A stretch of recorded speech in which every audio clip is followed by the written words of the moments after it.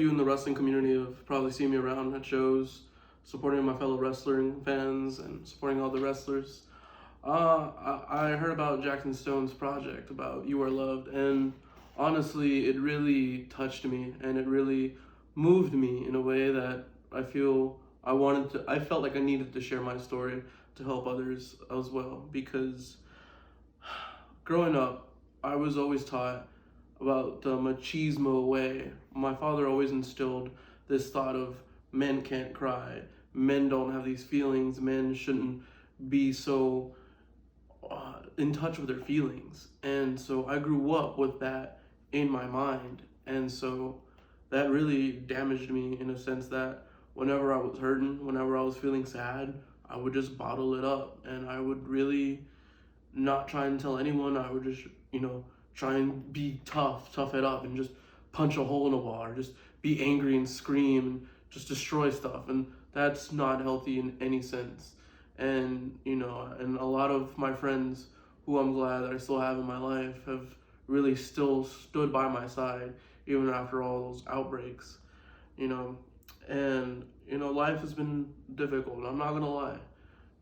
After graduating high school, I about a month or two later, I lost my best friend in a car accident, and that really had affected me in such a bad way.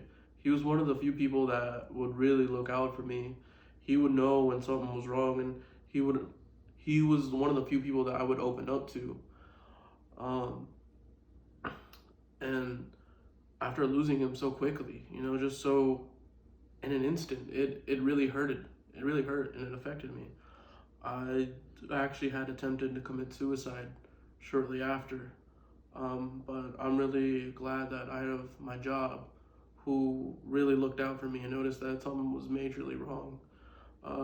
They had helped me and by sending me to therapy, and that was really the first time I was actually getting help that I've so longly and desperately needed. And I can honestly say, after going to therapy and talking, it helps so much. It helps so much just to talk about things. It helps so much just for having someone to listen to your problems. And honestly, talking has been one of the best things I could do for my problems personally, And then, I've been on and off with my mental health. I have good days and I have bad days just like everyone else. And there are days where I really struggle.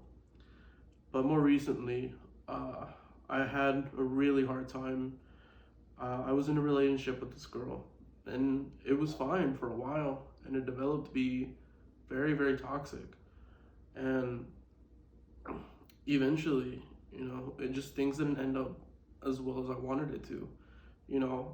She admitted that she was cheating on me, and it so happened to be on my birthday, and I necessarily didn't take it that well. And I was in a really bad state of mind. I didn't really eat for anything for a week. I didn't really try and go to work. I was out of it. People try to hang out with me, people try to talk to me, and I just pushed them away. And it got so bad that, I started developing a problem. I was drinking a lot to try and soothe all these problems I had.